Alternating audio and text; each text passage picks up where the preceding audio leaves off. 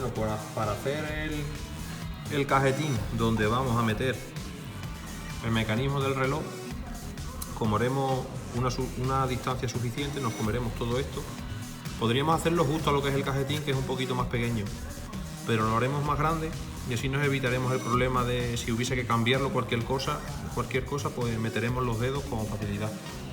Para hacer el cajetín lo más bonito posible, digamos, aunque esto se puede hacer así, sin hacer los perfiles bien, ya que esto va a ser la parte trasera y no se va a ver, pero bueno, intentaremos hacerlo de la forma más curiosa posible.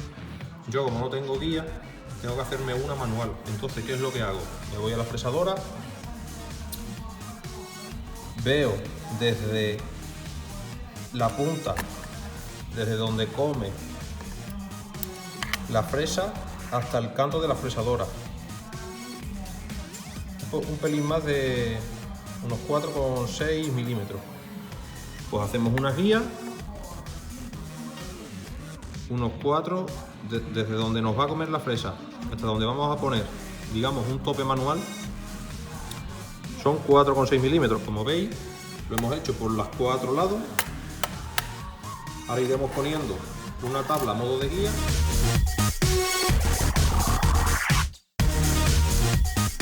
Bueno, pues acabo de terminar de fresar el primer lado, el primer lateral, y vamos a ver,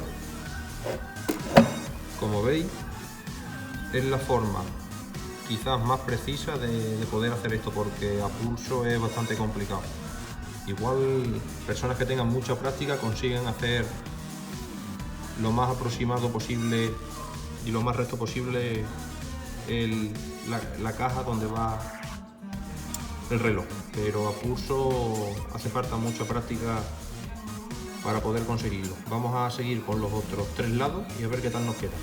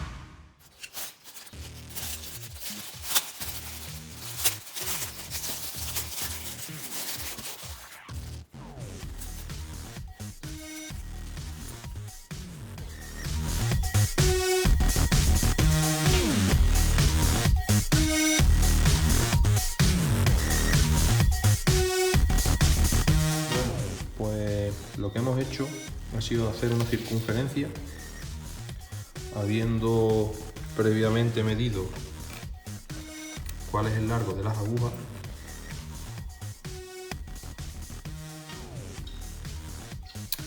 Dándole un poquito más de separación para colocar la numeración de